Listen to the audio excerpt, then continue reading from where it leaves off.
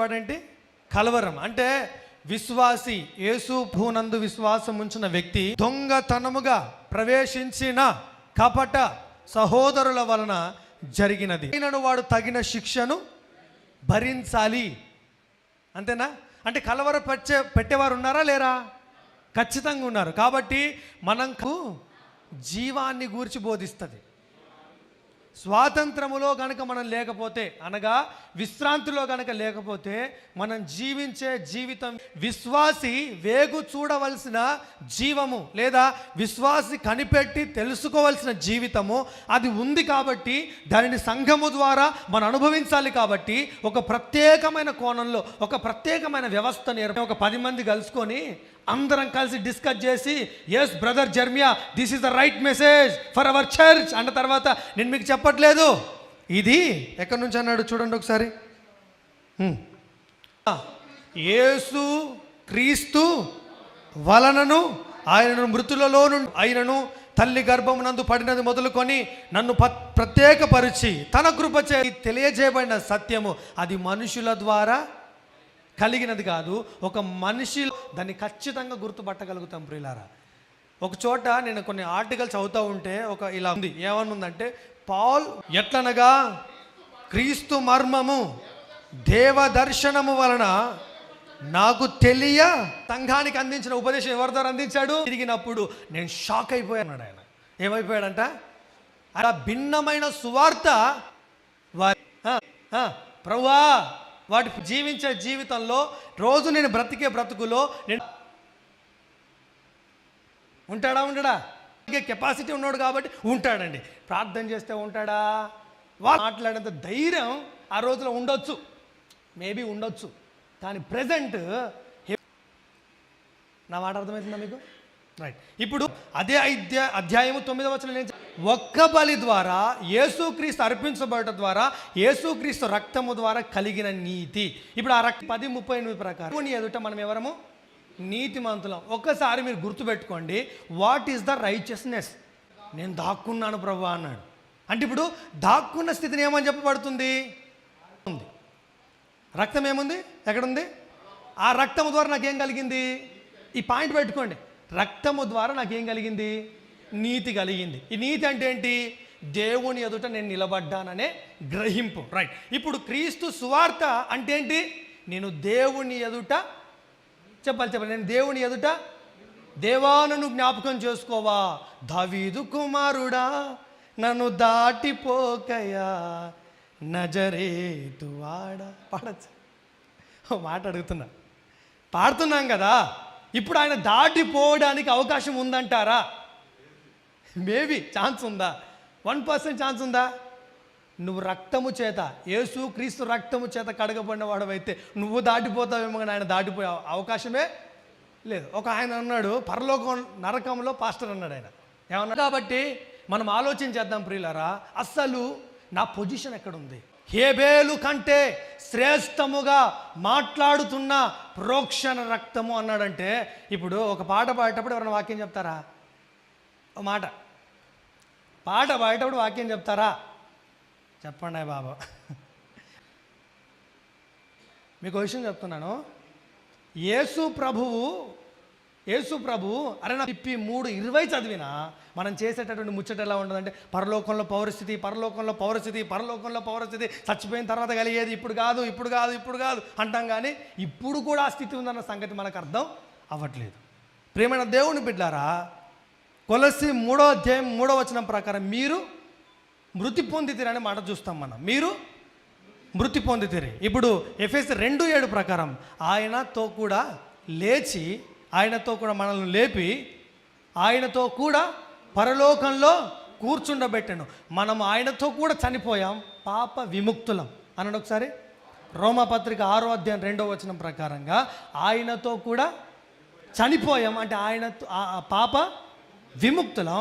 So ఇప్పుడు ఆయనతో లేచాం అంటే ఇప్పుడు ఎక్కడున్నాం మనం? ఆయనతో కూడా కూర్చున్నాం. అంటే ఇప్పుడు మన పొజిషన్ ఎక్కడుంది?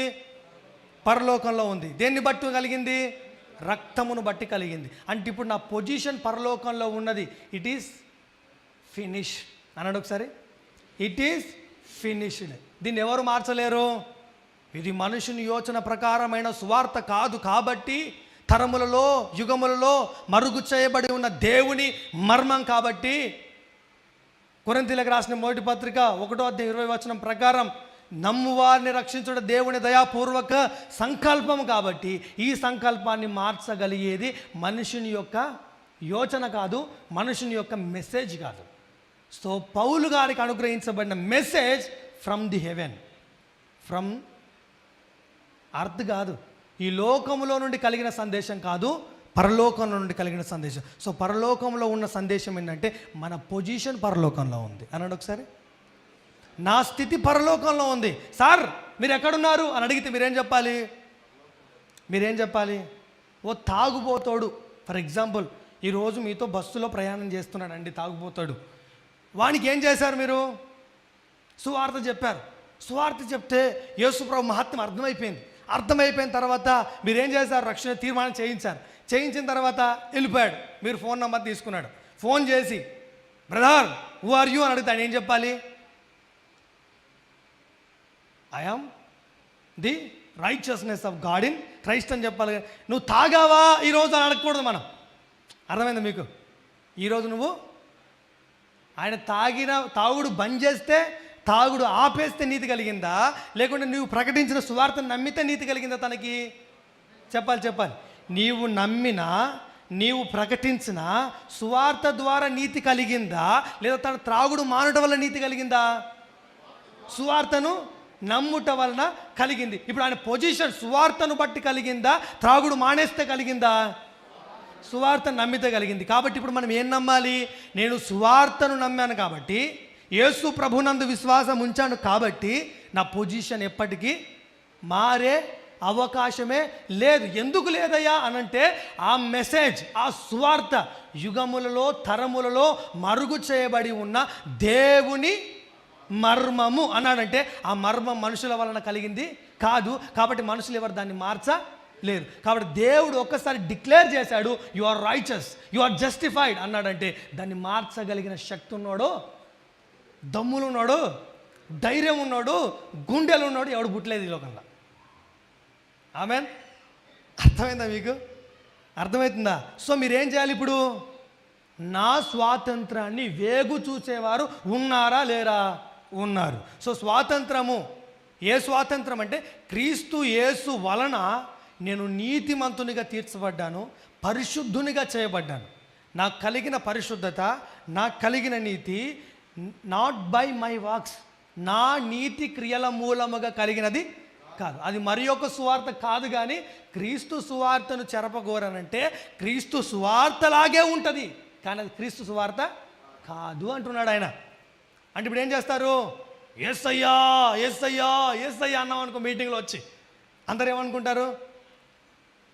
సువార్త స్వస్థత సభలు అని చెప్పి ఈరోజు సినిమాల్లో కూడా వాడేస్తున్నారు కదా. సో ఇది క్రిస్టియన్ ప్రోగ్రామే అనుకుంటారు, ఇది చర్చి వాళ్ళు పెట్టుకున్న ప్రోగ్రామే అంటారు. కానీ వాస్తవంగా గలతీ పత్రికను బట్టి మాట్లాడితే అది క్రిస్టియన్ ప్రోగ్రాం అవుతుందా?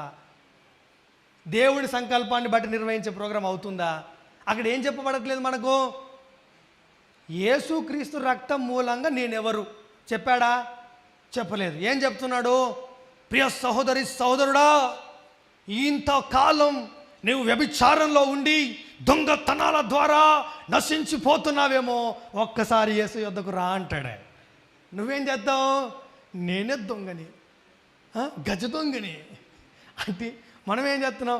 ఇలా కాదు వెళ్ళాల్సిన రూటు. సమరయ స్త్రీ వ్యభిచారమందు పట్టబడింది సహోదరుడా అనగానే నువ్వేమంటావు? నేనే ఆ వ్యభిచారిని ప్రభువా. కాదండి, సువార్త మనుషుని యోచనలో నుంచి రాకూడదు. అంటే నా మైండ్, నా దిమాగ్ పనిచేద్దాం అంటున్నాడు. ఒక దైవజనుడు అన్నాడు, కల్వరి కొండ అంటే ఏ కొండ? కపాలమనబడిన స్థలం అంటే అక్కడ పుర్రు ఉంది కాబట్టి బుర్ర లేదు అన్నాడు ఆయన. ఏమన్నాడు? ఇప్పుడు సమాధి చేసిన తర్వాత లేదా కాల్చిన తర్వాత కపాలం ఉంటుంది కానీ బుర్ర ఉంటుందా? బుర్ర లోపల చిప్పు ఉంటుందా? ఉండదు. అంటే ఏమైపోతుంది? కరిగిపోద్ది. అంటే ఇప్పుడు మన స్వార్థ చెప్పేటప్పుడు ఏముండాలి మనకు? బుర్రనే పని చేయాలి, బుర్ర పని చేయొద్దు. అర్థమవుతుందా? నీకేం తెలుసు? వీడు మావాడే, నువ్వు నాకు చెప్తావా?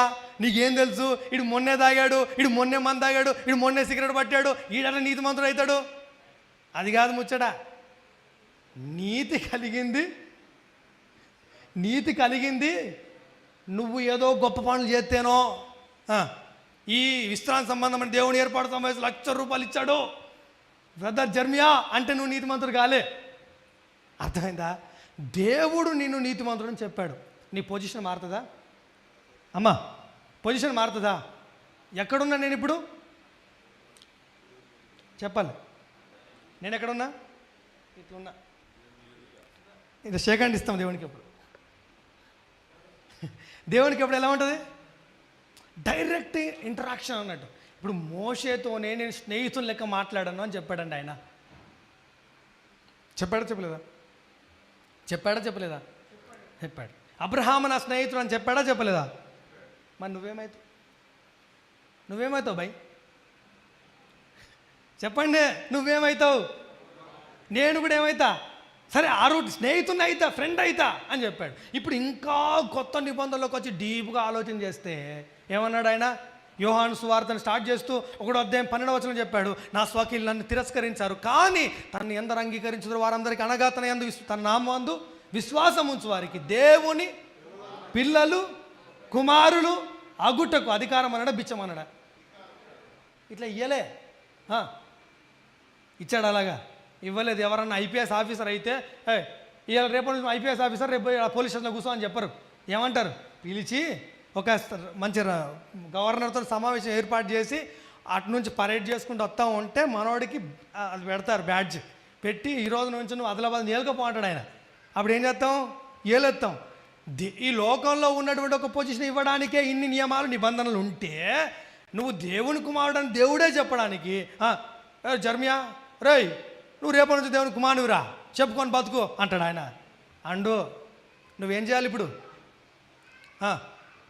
దట్ ఈస్ మై అథారిటీ అని నమ్మాలి. చెప్పండి ఒకసారి. అది నా చెప్పట్లేదండి బాబా, అది నా అధికారము అనండి ఒకసారి. దేవుని బిడ్డలు లోకంలో అంటారు కదా, అది కాదు. దేవుని బిడ్డలు అంటే ఒక అథారిటీ, ఒక అభిషేకం. చెప్పండి ఒకసారి. ఒక అభిషేకం, ఒక అథారిటీ మన మీద ఉంది, మనలో ఉంది. కాబట్టి దాన్ని ఏం చేయాలి మనం? Speak out. మాట్లాడుతూ ఉండాలి పిల్లలు. చూడండి, ఎందుకు మాట్లాడుతూ ఉండాలంటే తిమోతికి రాసిన మొదటి పత్రిక 4:2 అండి.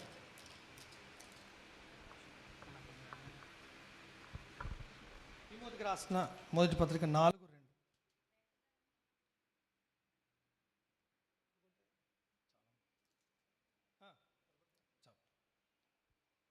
4:1. అయితే కడవరి దినములలో కొందరు మోసపరచు ఆత్మల యందు దయ్యముల బోధ యందు అనండి ఒకసారి. దయ్యముల బోధ అంటే తీసుకొచ్చి వేరే కొత్త దేవుణ్ణి పరిచయం చేయరు వీళ్ళు. అర్థమవుతుందా? దేవుడు వచ్చాడండి బాబు, దేవుడు వచ్చాడు మన వీధికి అని చెప్తారు కదా. ఆ దేవుడు కాదు వచ్చేది ఇక్కడికి. ఎవరు వస్తారు? ఇది మరి ఒక సువార్త కాదు కానీ క్రీస్తు సువార్తను చెరపగోరి భిన్నమైన సువార్తను బోధించి మనల్ని కలవరపరిచేవారు కొందరు ఉన్నారు. వారు ఎలాంటి బోధతో వస్తున్నారు? దయ్యముల బోధ అన్నాడు. అంటే ఇప్పుడు ఈ బోధ వెనుక పనిచేస్తున్నవాడు ఎవడో? దయ్యము కదండి. సో ఇప్పుడు ఈ బోధ వెనుక పనిచేస్తున్నవాడు దయ్యమే అయితే ఇప్పుడు నీకు దేవుడు ఏమిచ్చాడు అన్నా? చెప్పాలి. ఈ బోధ వెనుకున్నది ఎవరు? క్రీస్తు సువార్తకు భిన్నమైన సువార్త వెనుక ఉన్నది ఎవరు? దయ్యము అన్నాడు. ఇప్పుడు దయ్యము అని అక్కడ ఉన్నది, అదొక అథారిటీ, అదొక అధికారం అని దయ్యముల అధికారం పక్కన పెడదాం. ఇప్పుడు నీకు ఇచ్చిన అధికారం ఏంటి? సన్ ఆఫ్ గాడ్, దేవుని బిడ్డవు, కుమారునివి, లోపలున్నావు, ఇంటి లోపలున్నావు, దేవుని ఇవి కదా. కాబట్టి ప్రియమైన దేవుని బిడ్డలారా, ఎంత శ్రేష్టమైన పొజిషన్లో మనం ఉన్నామంటే కుమారత్వం అంటే అధికారం. సో మీరు ఎప్పుడైనా సరే ఒక డిప్రెషన్లోకి వెళ్తున్నప్పుడు, ఒక ఈ లోకంలో ఉన్నటువంటి ప్రతీది కూడా నీ మీదకి దాడి చేస్తూ ఉన్నప్పుడు, ఎందుకో చెప్పి నేను చెప్తాను. ఇప్పుడు నేను ఫస్ట్ స్టార్ట్ చేశాను. ఎక్కడుంది మన పొజిషన్ అన్నాను?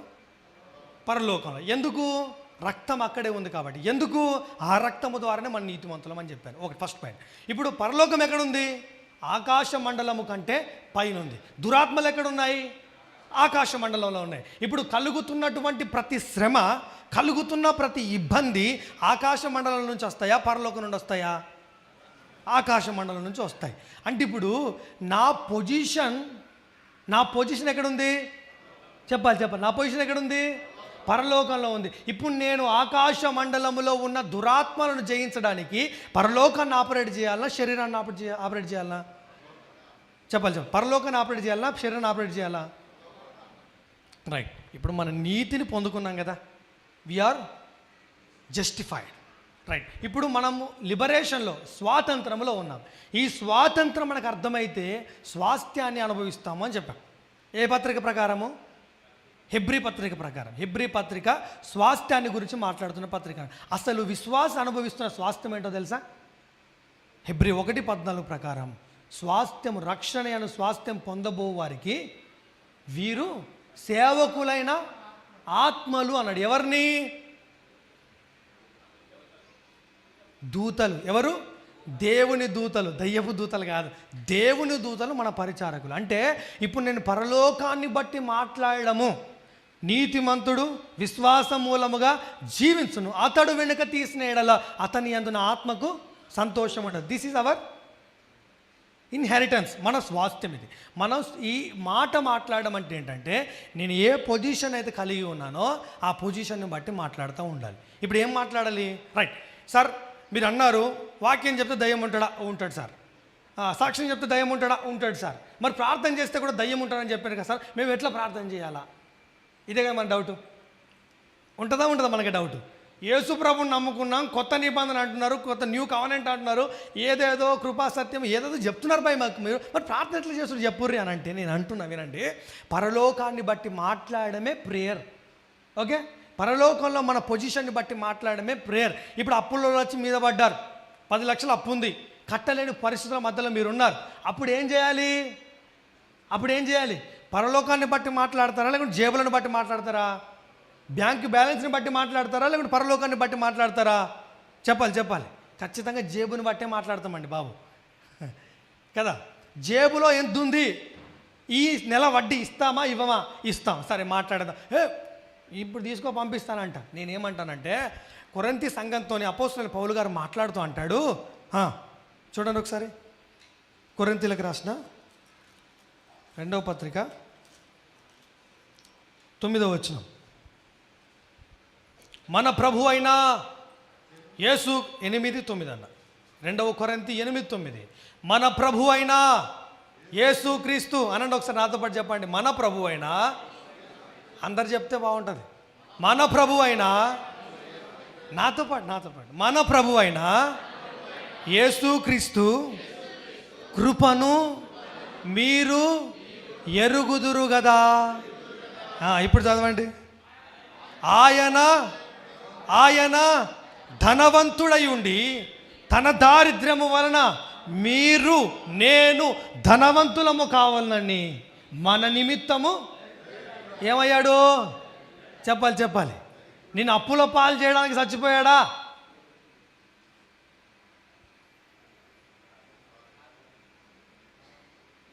చెప్పండి. మనల్ని అప్పుల పాలు చేయడానికి చచ్చిపోయాడు ఆయన. ఏమన్నాడు ఆయన?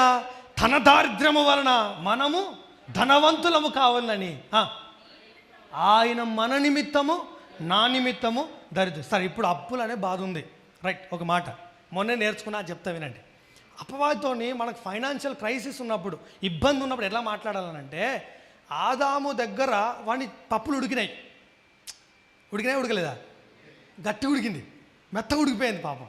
కానీ ఇప్పుడు నా దగ్గరకు వచ్చి వాడు మాట్లాడి, అసలు యాక్చువల్గా నా తాళా చేతులు నా చేతుల్లోనే ఉన్నాయి, నా బీరువాలో నా డబ్బు ఉంది, కానీ నేనేం చేయట్లేదు అని అంటే దాన్ని తీసుకోవట్లేదు కదా.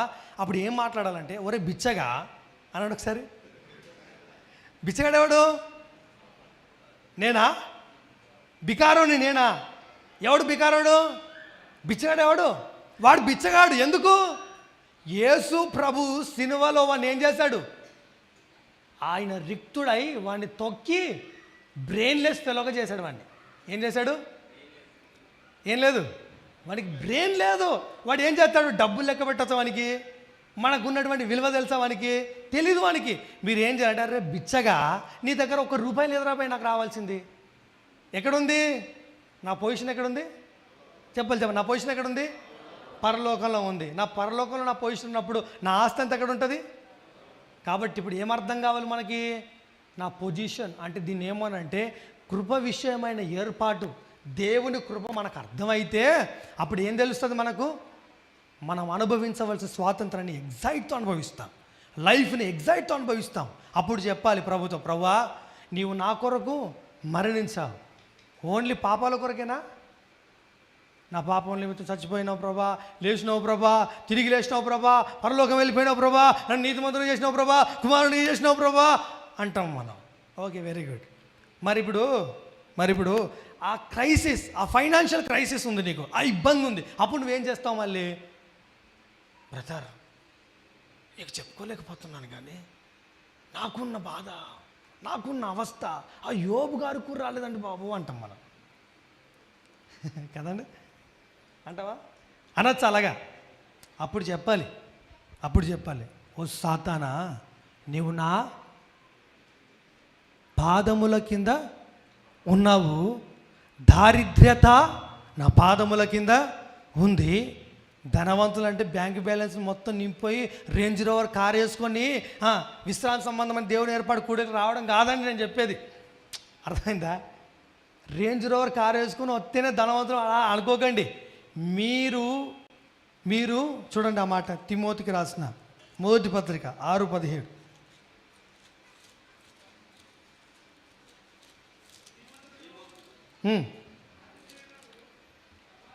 అన్న మొదటి తిమోతి 6:17 అన్న. ఇహమందు ధనవంతులైన వారు గర్విష్ఠులు కాక అస్థిరమైన ధనమందు నమ్మిక ఉంచగా సుఖముగా అనుభవించుటకు సమస్తమును ధారాళముగా దయచేయు దేవుని యందే. చెప్పండి దేవుని యందు ఏముంచాలి? నమ్మిక ఉంచాలి. ఇప్పుడు ఏం చేస్తాడు ఆయన? మనల్ని సుఖంగా అనుభవించడానికి ఇస్తాడా, లేకపోతే అయ్ చూడు అంటాడా? ఇలా డబ్బుల కట్టలతో కూడా ఒకసారి జవహర్లాల్ నెహ్రూ గారంట ఎవరు ఆయన ఇంటికి అద్దె తెస్తే కట్టెలు లేకపోతే గ్యాస్ అయిపోతే టీ పెట్టడానికి 500 నోట్ల కట్టెలతోని టీ చేసి పెట్టించాడంట ఆయన. అలా చేయడానికి కాదు మనకు డబ్బు ఇచ్చేది ఆయన. అర్థమైందా?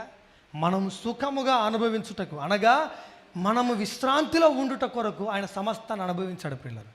ఆయన పొందిన దెబ్బల చేత మీరు స్వస్థత పొందితిరి, ఆయన పొందిన గాయముల చేత మీరు రోగముల నుండి విడిపించబడితిరి. అంటే ఇప్పుడు మన ప్రార్థన ఎలా మారాలి? ప్రభా నేను రోగిని, నేను షుగర్ వ్యాధిగ్రస్తుని, నేను HIV తో బాధపడుతున్నా, క్యాన్సర్తో బాధపడుతున్నా, హెపటైటిస్ బితో బాధపడుతున్నా, గాల్ బ్లాడర్లో స్టోన్స్తో బాధపడుతున్నా, కిడ్నీలో రాళ్లతో బాధపడుతున్నా. ప్రభు ఇది కాదు మన ప్రార్థన. ఏ రోగమైనను చెప్పండి ఏ రోగమైనను ప్రభా నువ్వు ఆల్రెడీ సిలువలో 2000 సంవత్సరముల క్రితమే నేను ఆరోగ్యవంతునిగా, నమ్ముతున్నారా? 2000 సంవత్సరముల క్రితమే I'm healed by stripes. Okay, నేను ధన విషయంలో కూడా, నా ఆర్థిక పరమైన ఇబ్బందుల విషయంలో కూడా 2000 సంవత్సరముల క్రితమే నా వెల చెల్లించబడింది. ఇప్పుడు నేను ఎవరిని కాదు? చెప్పండి దరిద్రుణ్ణి కాదు. నువ్వు ఏ విషయంలో దరిద్రునిగా బిహేవ్ చేస్తున్నావో ఆ విషయంలో ఈ రాత్రి ప్రభు నేను ఏం చేశాడు? స్వతంత్రుడిగా చేశాడు. ఆమెను చెప్పండి గట్టిగా. మేమైతే ఒకప్పుడు ఏం చేసేవారని తెలుసా?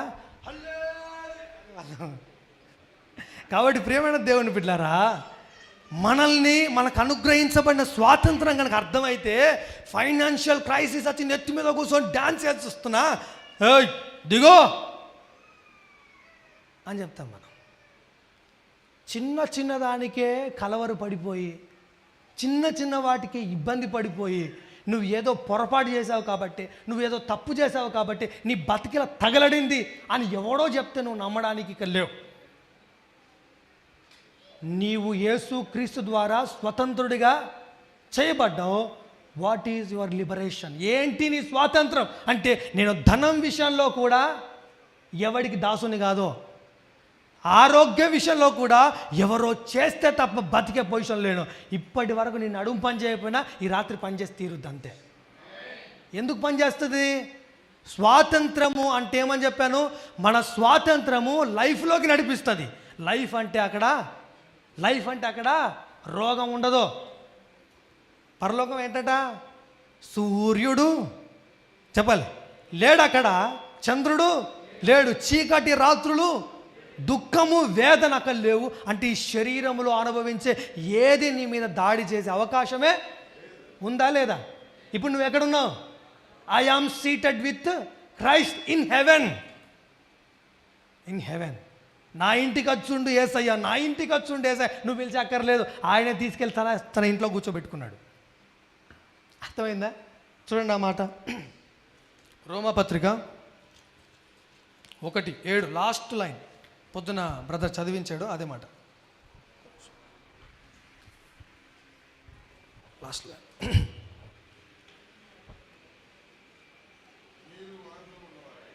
మీరు నేను అనండి ఒకసారి ఇక్కడ. నేను వారిలో ఉన్న తన భార్య విషయములో తప్ప ఎన్నిటి మీద అధికారం ఉంది ఆయనకి? చెప్పాలి ఎన్నిటి మీద అధికారం ఉంది? దాస్యపు గృహమైన ఈజిప్టులో. ఇప్పుడు స్వాతంత్రము కలిగిన గృహములో నేను ఎవరు? చెప్పండి బోధాన్ని గ్రహించాలి. ఒక్కసారి యేసు ప్రభు రక్తము చిందించబడింది. రైట్, 6వ వచనం.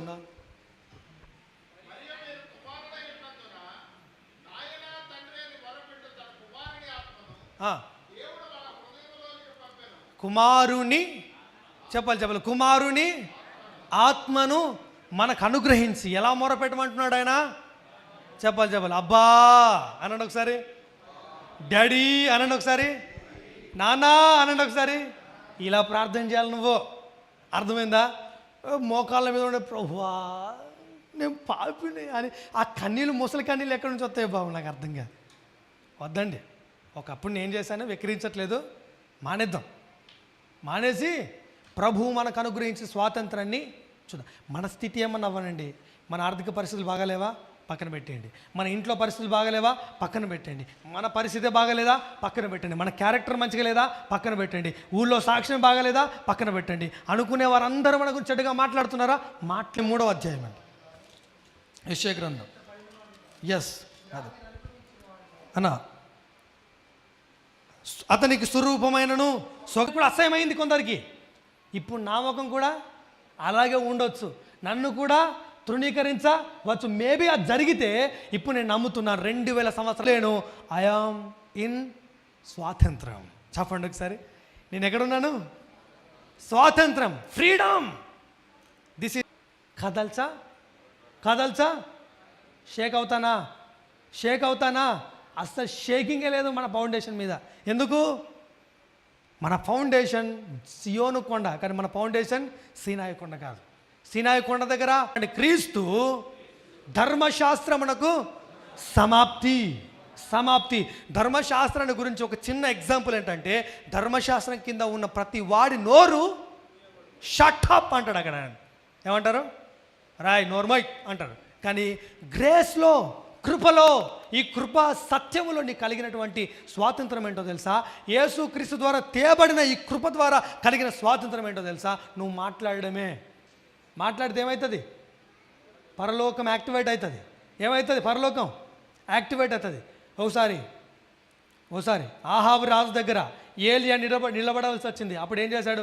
రాజా, నీ దగ్గర జీతగాన్ని, నీ రాజ్యంలో పనోడిని, నువ్వు ఎట్లా చెప్తే అట్లా తినేటోడిని, నువ్వు గిట్లా చేస్తే ఎట్లా రాజా అన్నాడు ఆయన? అనలేదు. నేను యెహోవా సన్నిధిలో నిలబడి ఉన్నాను, ఆ జీవం గల యెహోవా జీవము తోడు 3.5 సంవత్సరాలు సత్తరన కొడుకున్నారు అన్నాడు ఆయన. అంతేమైపోయింది? కరువు ఎంత? దేశమంతటా. ఇంత భయంకరమైనటువంటి ఆ ఒక లోకాన్ని భయపెట్టే ఒక డేంజరస్ లైఫ్ నువ్వు కలిగి ఉంటే, నువ్వేమో ఆ లోకానికి భయపడి, పరిస్థితులకు భయపడి, సిచ్యువేషన్కి భయపడి సార్ సార్ సార్ సారో అంటే ఏందండి గట్లొద్దండి. జరా దృష్టి పెట్టండి. ఏడ దృష్టి పెడతారు? 2:7 ఎఫెసీ 2:7 ఏం చేయాలి? మీరు చూస్తూ ఉండాలి. చూడండి ఒకసారి, చూస్తూ ఉండాలి. ఎక్కడున్నారు మీరు? చెప్పండి ఎక్కడున్నారు మీరు? I am seated with Christ, నేను క్రీస్తుతో కూడా పరలోకంలో కూర్చున్నాను. అదేంటి? నా పొజిషన్. అదేంటి? నా స్థితి. అదేంటి? నా స్వాతంత్రం. ఇప్పుడు దాన్ని ఏం చేయాలి? నేను మాట్లాడాలి. ఇప్పుడు ఒక మాట అడుగుతా, నీతిని పొందుకున్నాం, దారిద్రత పోయిందా పోలేదా?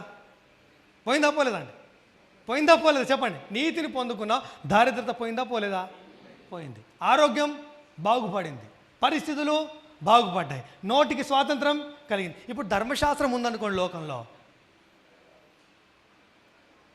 చెప్పండి, ధర్మశాస్త్రం ఉందనుకోండి. ధర్మశాస్త్రం వల్ల ఏం కలుగుతున్నాయి? పొద్దున్న చెప్పండి పాపేచ్చలు కలుగుతున్నాయి అనుకుందాం. పాపేచ్చలు కలుగుతున్నాయి. ఇంకేమంటున్నాం? రోగాలు కూడా కలుగుతాయా? కలిగాయా? ఖచ్చితంగా కలుగుతాయి. ఎందుకు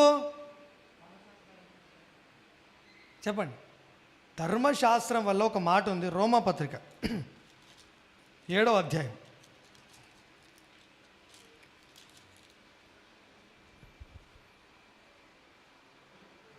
9వ వచనం. ఒకప్పుడు నేను ధర్మశాస్త్రం లేకుండా జీవించుచుంటిని గాని, చెప్పాలి ఇప్పుడు, ఆజ్ఞ వచ్చినప్పుడు పాపమునకు మరలా జీవము వచ్చెను, నేనైతే చచ్చిపోతిని అన్నాడు. గ్రాంధిక భాషలు రాసిన మాటలు మనకు అర్థం కావండి బాబు. మన భాషలో మాట్లాడు, చచ్చిపోయినరా బాబు నేను అంటున్నాడు ఆయన.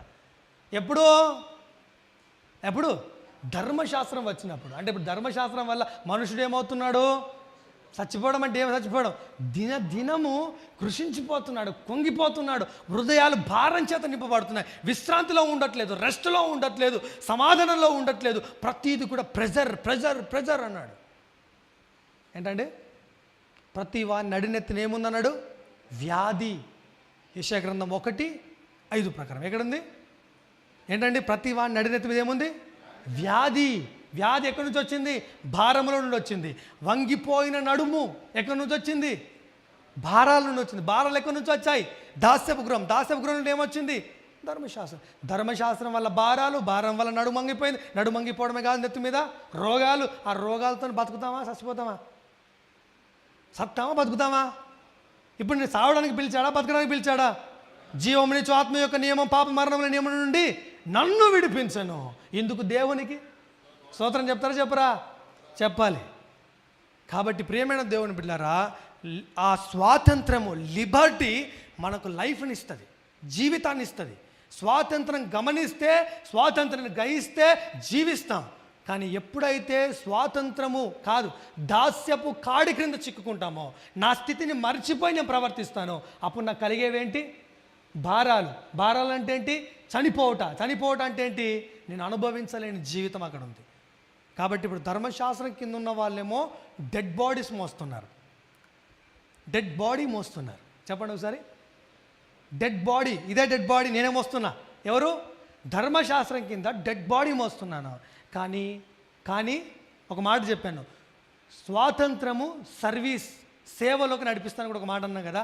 ఎప్పుడైతే ఈ స్వాతంత్రాన్ని గ్రహిస్తామో అప్పుడు మనం సువార్త పరిచారకులముగా, సంఘానికి పరిచారకులముగా మార్చబడతాం పిల్లరా. So importance of grace, importance of Liberty అనేది మనకు తెలియకపోతే ఖచ్చితంగా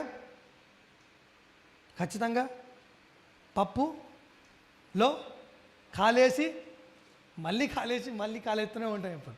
సో ఆ కాళ్ళు కడుక్కొని ఏం చేద్దాం?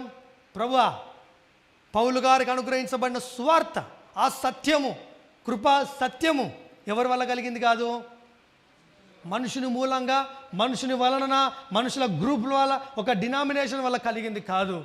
ఈ స్వాతంత్రం పరలోకం నుండి కలిగింది. దీన్ని నమ్ముతున్నాను. I am justified. నేను నీతిమంతుడిగా తీర్చబడ్డాను, నీతో కూర్చున్నాను. నాకు అనుగ్రహించబడిన స్వాతంత్రాన్ని బట్టి ఇక నుండి మాట్లాడతాను. నాకున్న ఆస్తిని బట్టి అవునా? నాకున్న శక్తిని బట్టి అవునా? నో, మనకున్నటువంటి ప్రభువుని బట్టి మాట్లాడదాం. మన ప్రభు ఎవరు? మనకు జీవమై ఉన్న ప్రభు. ఎందుకు? మనం ఆయనతో కూడా సిలువ వేయబడి ఉన్నాం కాబట్టి. చనిపోయిన వాడు పాప విముక్తుడు, చనిపోయిన వాడికి జీవం క్రీస్తు. క్రీస్తు ఎక్కడున్నాడు? మన లైఫ్ ఎక్కడుంది? సో ఇప్పుడు పరలోకాన్ని బట్టి మాట్లాడదామా, ఆకాశ మండలాన్ని బట్టి మాట్లాడదామా? సో ఇప్పుడు దుష్టుడికి చిక్కని స్థలంలో పరలోకమందు మన జీవం ఏమై ఉన్నది? భద్రము చేయబడి ఉంది. కాబట్టి మీరు ఏ టెన్షన్ తీసుకోవచ్చండి, బేఫికర్గా, టెన్షన్లెస్గా, స్ట్రెస్లెస్గా లైఫ్ని లీడ్ చేసేయండి. మీ లైఫ్లో ఇప్పటి వరకు ఉన్నటువంటి ఎనీ ప్రాబ్లం దేవుడి రాత్రే 2000 సంవత్సరాల క్రితమే స్మాష్. అవన్నీ ఏమైపోయాయి? సమాధి చేయబడ్డాయి. ఇప్పుడు ఏం చేయండి? మీరు వాటిని క్లెయిమ్ చేయండి, వాటిని మాట్లాడండి. ఎప్పుడైతే ఈ మాట్లాడడం ప్రారంభిస్తారో అద్భుతమైన స్వాతంత్రం, అద్భుతమైనటువంటి కృప, అద్భుతమైనటువంటి దేవుని శక్తిని అనుభవిస్తారు. మన పిలుపు ఏంటో మనకు అర్థమైతే, మన బ్రతికేంటో మనకు అర్థమైతే, ఏలియావలే ప్రభా నేను ఎవరి సన్నిధిలో నిలబడి ఉన్నాను, ఆ జీవము గల దేవుని తోడు అన్నాడు కదా. మీ పరిస్థితులతో కూడా అలాగే మాట్లాడుదురుగాక. ఆమెన్ చెప్పండి ఒకసారి గట్టిగా, ఆమెన్. నేను నీతిమంతుడను కాబట్టి నా నోరు తెరవబడింది అనండి ఒకసారి. కాబట్టి నా నోరు మూసే ప్రసంగాలు నాకు వద్దు, నా నోరు మూసే ప్రసంగాలు నాకు అక్కరా లేదు. సో ఏది కలవరపరిచే బోధ, ఏది కృప విషయమైన ఏర్పాటు, ఏది పౌలు గారికి అనుగ్రహించబడిన సందేశము, ఏది మనుషుని యోచన ప్రకారమైన స్వార్థ, అది మీరు గ్రహించాలని ప్రభు ఆపేక్షిస్తున్నాడు, కోరుకుంటున్నాడు. ఆయన ఉత్సాహిస్తూ ఆనందిస్తున్నాడు మన పట్ల. ఇప్పుడు మీకు విషయం తెలుసో తెలీదో, పరలోకమంతా ఈ ప్లేస్లో ఆక్యుపై చేసేసారు. వారు ఈ సందేశాన్ని బట్టి ఎంజాయ్ చేస్తున్నారు, ఆనందిస్తున్నారు. ఆమెన్. సో మీరేం చేయండి? నా ఆత్మ ఆనందించను అని చెప్పండి ఒకసారి. ఖచ్చితంగా మీ ఆత్మ ఆనందించే మాటలు ప్రవహిస్తున్నాడు, వాటిని రిసీవ్ చేసుకొని మాట్లాడుతూ ఉండండి. బ్రతుకు ఈ స్థలం విడిచిపెట్టే లోపే ప్రభు గొప్ప కార్యాలు చేస్తాడు. ఈ రాత్రి ప్రభు గొప్ప కార్యాలు ఆల్రెడీ స్టార్ట్ చేశాడు. అటువంటి కృపనిచ్చి ప్రభు ఇంకా అనేక అద్భుతమైన కార్యాలను ఇచ్చి మనందరినీ సాక్షులుగా నిలబెట్టును గాక. చిన్న ప్రార్థన చేసి ముగించుకుందాం. దయగలిగిన మా తండ్రి, శ్రీమంతుడు మా దేవా, మీ కుమారుడు, మా అద్వితీయ నాథుడు, మా ప్రభు, మా రక్షకుడు ఆయన యేసు ప్రభు నామంలో మిమ్మల్ని స్తుతించి నాయన మీరు మాకు అనుగ్రహించిన శ్రేష్టమైన సంగతులను, సందేశమును బట్టి నాయన మిమ్మల్ని ఎంతగానో స్తుతిస్తున్నాం ప్రభా. సంఘముగా నీ రక్తములో కడగబడిన మీ బిడ్డలముగా ఈ స్థలానికి చేరి వచ్చి మీరు మాట్లాడిన ప్రతి మాట శ్రద్ధగా విన్నాం ప్రభా. మా స్వాతంత్రాన్ని వేగు చూస్తున్నవారు మాకు బోధించే కలవరపరిచే మాటల నుంచి మమ్మల్ని విడిపించి నాయన మేము కలిగి ఉన్న స్వాతంత్రాన్ని అనుభవించి, స్వాతంత్రము ద్వారా స్వాస్థ్యాన్ని అనుభవించి ప్రయోజనకరమైన వ్యక్తులుగా, స్వాస్థ్యమును అనుభవిస్తూ గొప్ప సాక్షులుగా, అయా స్వాతంత్రములో నుండి సర్వీస్ చేసేవారంగా, స్వాతంత్రంలో నుండి ప్రేమలో ఫలించేవారంగా మేము ఉండాలని మీరు ఆశపడుతున్నారు కనుక ఈ బలమైన కార్యాలు ఈ తరములో మా ద్వారా జరిగించండి. అయా తెర నిలిచి ఉన్న కాలంలో ఏలియా మాట్లాడుతూ ఉంటే ఆకాశపు తూములను మూసిన దేవుడవు, ఏలియా ప్రార్థన చేస్తే ఆకాశపు తూములను విప్పిన దేవుడవు. ఇదిగో ఈ రాత్రి నీ కుమారులము, నీ ఇంటిలో ఉన్నవారము, నీ కుమారులుగా ఉన్నవారము, నీ ఎదుట నిలబడిన వారము, మేము చేస్తున్న ప్రతి ప్రార్థన మీరు డెఫినెట్గా ఖచ్చితంగా ఆలకించి గొప్ప జవాబును మాకు అనుగ్రహిస్తున్నారనే ఒక నిశ్చయతతో ఈ స్థలాన్ని మేము విడిచిపెట్టడానికి మాకు సహాయం చేయండి. ఇదిగో మీ దాసులు నిలబడి నేను శ్రేష్టమైన సంగతులు మీరు మాకు ఇవ్వబోతున్నారు. వాటన్నిటి విషయమై కూడా స్తుతులు చెల్లిస్తూ ఈ అవకాశం ఇచ్చి, భాగ్యం ఇచ్చి, నాయన యోగ్యుడను కాకపోయిన యోగ్యతనిచ్చి ఈ స్థలాన్ని నిలబెట్టి వాడుకున్నందుకు స్తుతులు చెల్లిస్తూ రక్షకుడని యేసు ప్రభు నామంలో స్తుతించి తర్వాత కార్యక్రమాన్ని మీ హస్తాలకు అప్పగిస్తున్నాము తండ్రి. ఆమెన్. అందరికీ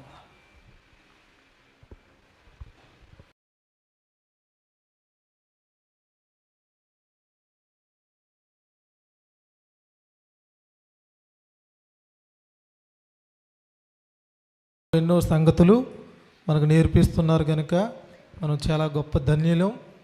ప్రభువులో ఎంత గొప్ప స్థితి కలిగి ఉన్నామో, మన పొదేశం ఏంటో చక్కటి సంగతులు దేవుని ఆత్మ సహాయముతో ప్రభు మనకి నేర్పిస్తున్నారు కనుక ఈ సమయంలో దేవుని సేవకులు వచ్చి ఒక కీర్తన, ఒక పల్లవి, ఒక చరణం పాడిన తర్వాత వాక్య నిమిత్తం జగన్నాథపురం నుండి వచ్చిన వెంకటరావు గారు ప్రార్థన చేస్తారు.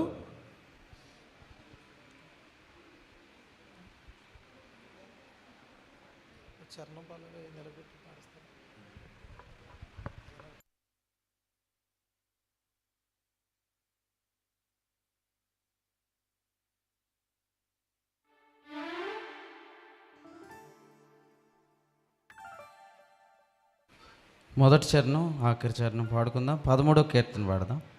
కరుణించినావు నా యేసు ప్రభు అనే కీర్తన పాడదాం. అందరు లేచి నిలబడండి, రిలాక్స్ అవ్వండి. ఎవరైనా వాష్రూమ్స్కి వెళ్ళే వాళ్ళు ఉంటే వెళ్ళరండి, ఫ్రీగా ఉండండి. అందరం కలిసి ప్రభుని స్తుతిద్దాం. కరుణించినావు నా యేసు ప్రభువా, వెలిగేను నా కనులు అనే కీర్తన పాడదాం.